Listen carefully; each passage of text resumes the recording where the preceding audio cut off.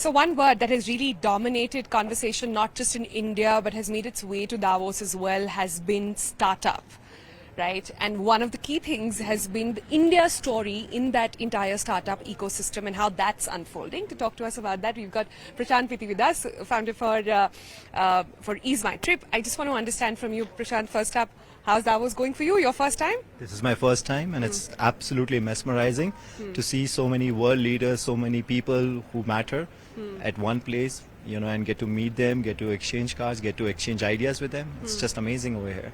Right. The kind of energies are rubbing off. Right. First time for me as well, and I noticed that there are lots of key themes that constantly revolve around every little group that you go to.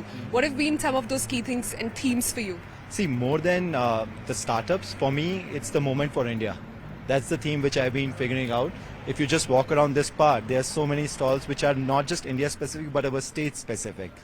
So I think it's a moment where people are recognizing that India is shining, and India is one of the things which people cannot ignore for any more longer. And whomever we speak to and we tell that, hey, we are one of the unicorns in India, we get immediate attention. In fact, last night I was at Indonesia's store, and I met a couple of guys. We are expanding in various geographies of the world. We have recently opened up an office in Dubai. We are opening up an office in UK.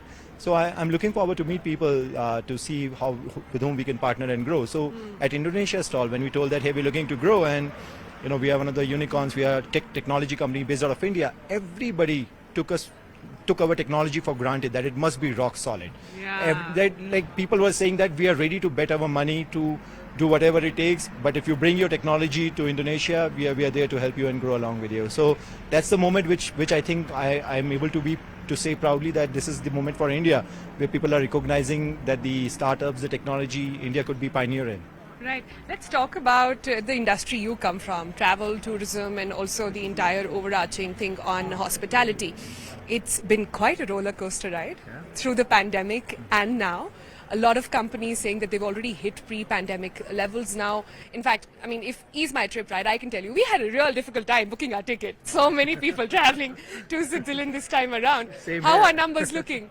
Well, same here. Even I had a really difficult time to get my tickets and my hotel bills over here. But that's what gives you confidence. Like despite the prices being crazy, the flights are going chock-a-block, the hotels are all sold out. There is this huge amount of pent-up demand. In fact, people are traveling with vengeance, is what I would want to say. And I think it's going to be there for some time. I think people have started living their lives now, understanding that life could be short, as what they have experienced during the COVID times.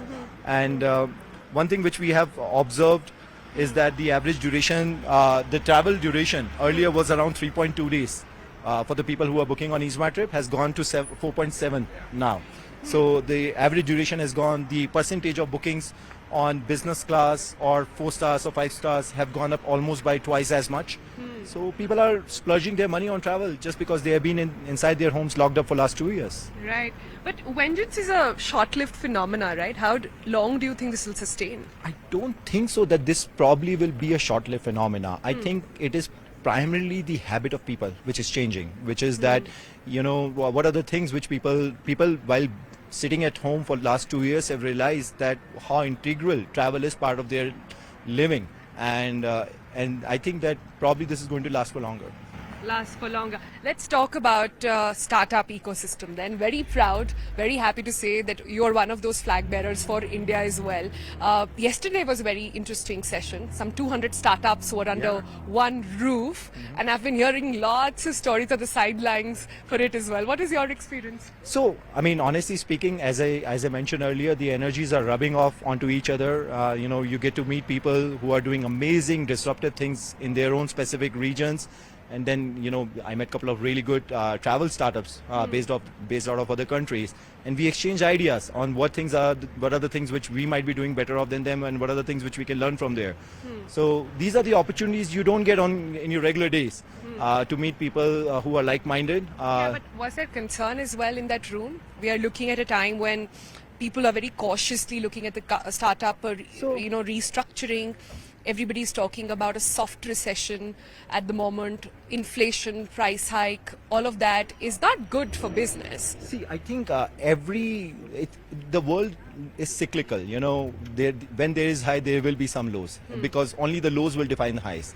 So yes, in the startup ecosystem, the fundings and the venture capital might be a little bit on the cautious side right now, but this is also a very good opportunity for companies to go back and go back to the drawing board and see what are the things which they can do better compared to what they were doing earlier. Because when you stop the flow of the money, then is when the real invention. They say that necessity is the mother of invention, right? And that's for a reason. When you have some scarcity, then only real innovation comes in. Like I was talking to Ashish from CoinSwitch yesterday, and he told me that this is an era, according to him, where a cleanup of sorts will happen in the startup ecosystem. Not that time for easy money is over. You'll have to really prove on the merits and fundamentals of your business, and value over valuation is going to be the key forward. No, I totally agree with that. See, at least from my experience at EaseMyTrip, we grew bootstrap. We never took any VC money. We never took any bank money. We grew primarily by generating profits in the company and putting the profit back into the company and growing it. So we consider ourselves as a very efficient company just because we were never reliant on any VC money. So it really does not affect it. In fact, it's only slightly good for EaseMyTrip because now our competitors who are actually overtly dependent on investors' money will face the crunch. So at EaseMyTrip, I do not see that as a concern for me. But overall, I think for the industry, it's a good thing that this is the process of living and dying. When the money flows comes in, the ones who are really, really good, the ones who are innovators, the ones who know how to control their cash flow will survive and will even thrive for the future. And I have to ask you, it took you what? 12, 13 years to become a unicorn, and now you're rubbing shoulders with people who are able to pick it up in 6 months, in about a year's time.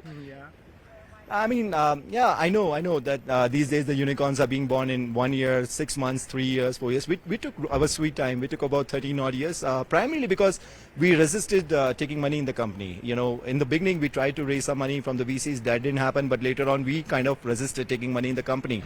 And because of that process, there was no value to the EaseMyTrip before we got listed. So only after getting listed, the company valuation was discovered. So it's practically a choice of our own not to take any VC money and wait for us to discover our valuation after 13 years. All right, Prashant, thank you so much for your time. Thanks for speaking to Moneycontrol, and good luck. Pleasure is mine. Thank you so much.